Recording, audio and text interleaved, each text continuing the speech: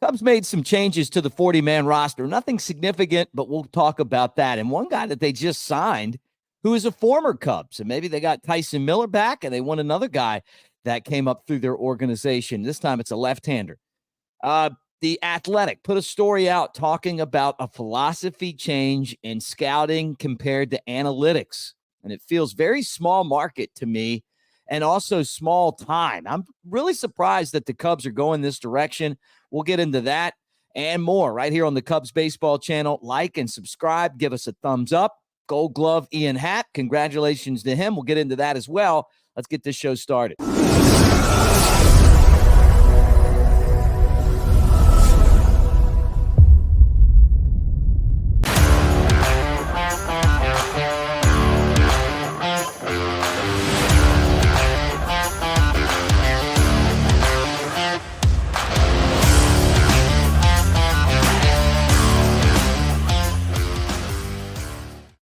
What do you say, everybody? Welcome to the Cubs Baseball channel. I'm Mick Gillespie at Broadcaster Mick on the socials, and it's great to see all of you guys that have hit me up on there. And don't forget, at the same time, we are all over the place now on X, Instagram, and TikTok. Cubs Baseball channel. Try to talk Cubs baseball with you at least once a day.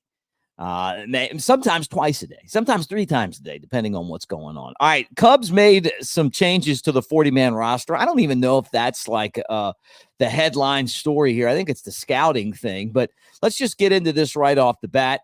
Former Cub is now a current Cub, Rob Zastresny. Zastresny was a guy who came up through the Cubs organization and then eventually, went out and kind of traveled around. He was with the Brewers, and then the Cubs got him from the Brewers. So he actually had a really good season last year for Milwaukee. It wasn't like he pitched a lot of games there, but in 9 games, he had a 1.17 ERA and 7 2/3 innings in his 6-year big league career, which started out with the Cubs 8 games in 2016. So technically he's a World Series champion and was with the Cubs 4 cups of coffee in 17 and 18. He's also been with the Mets and the Angels and the Pirates and the Brewers, and now back with the Cubs, at least for right now anyway.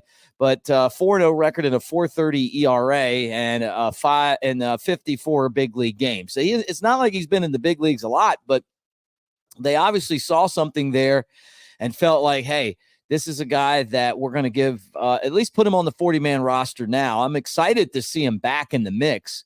But a lot of times with these guys, they make these moves and it's not long term, like you're there and then you don't really stick that long. So I don't know if he's going to be on the 40-man roster when the season comes to start, but, in the offseason concludes. But still, it was cool to see him kind of listed there, and, it'd be exciting to see if he's able to stick around.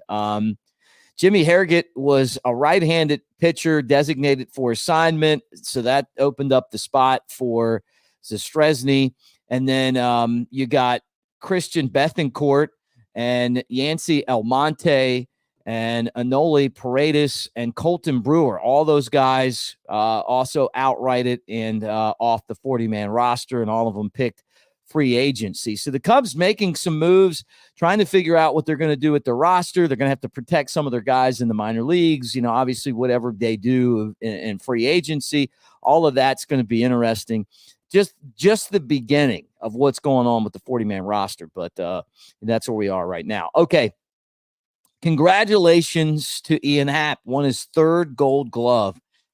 And it's exciting. I mean, the guy plays the game the right way. You can't take that away from him. And if he could put those big games together more often, he'd be like a superstar, because when he has his big games, man, he has big games, so he'll disappear for like 3. And then all of a sudden he'll drag you across the finish line with just monster efforts. So, but in the outfield, he's been really consistent in the statistics. They hold up to that. It's not like he's got the strongest arm in baseball, but he's got a really good form when he catches the ball and throws to the plate. He's very accurate, and he was tied with the league for the league lead with assists, and then if you try to tag up on him, you better watch out, because he's going to get you. You try to score on those base hits to left field, he could throw you out. And he's won a Gold Glove in left field for 3 straight years. So congratulations, making some Cubs history there. This is the thing that and I'm not even done with this. This is just the beginning of what I'm going to do with this. I think we're going to have to do a MLB Scout podcast about this entire situation here because The Athletic put a story out, and basically they're saying that the Cubs are going to back off of using scouts for the upper levels of the minor leagues and the big leagues, and they're going to rely more on analytics. To me, I mean, I know that there's cameras and all of that stuff that you can see, but man, it feels so small market to me. Having scouts on hand is more than just having a guy there to watch the game. These guys are collecting data on what a player does on and off the field, the way that they interact with their teammates, their work ethic. There's a lot more that goes into scouting than just being able to track the exit velocity on a ground ball or a swing path or something.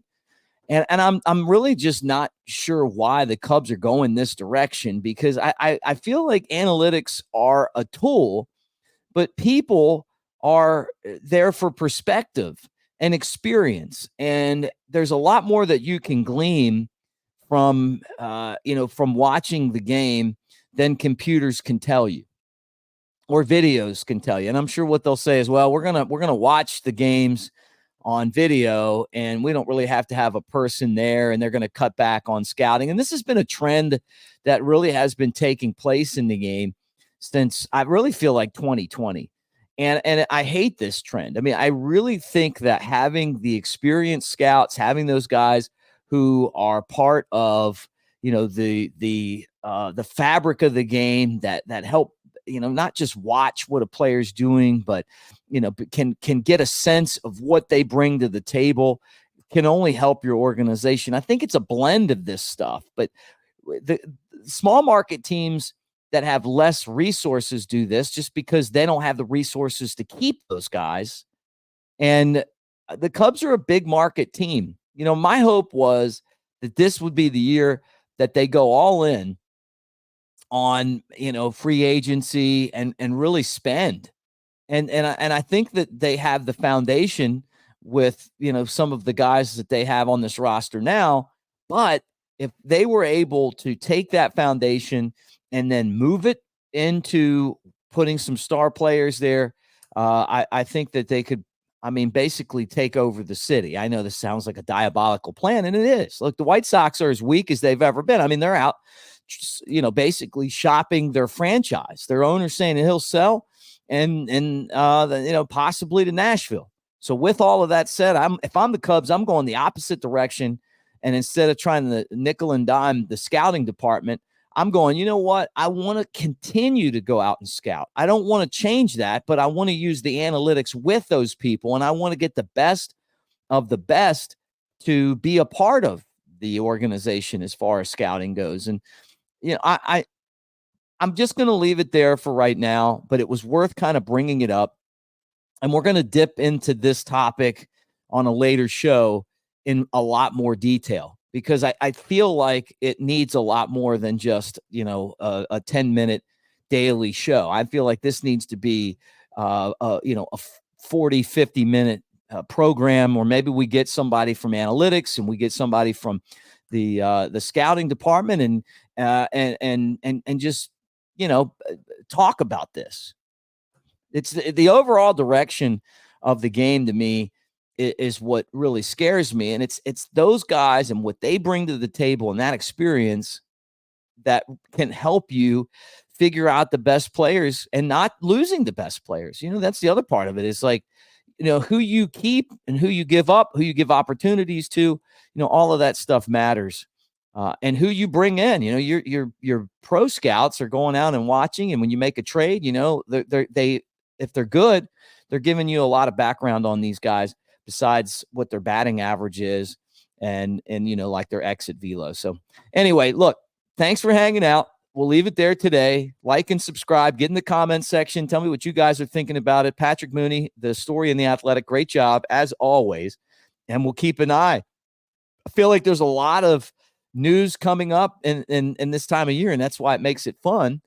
But I was really surprised to see that we're going to go away from people and go more to analytics. I really didn't see that coming. But, who knows the way that maybe they're right and I'm wrong. You guys tell me. All right, like and subscribe, thumbs up. Thanks for hanging out. And again, go Cubs.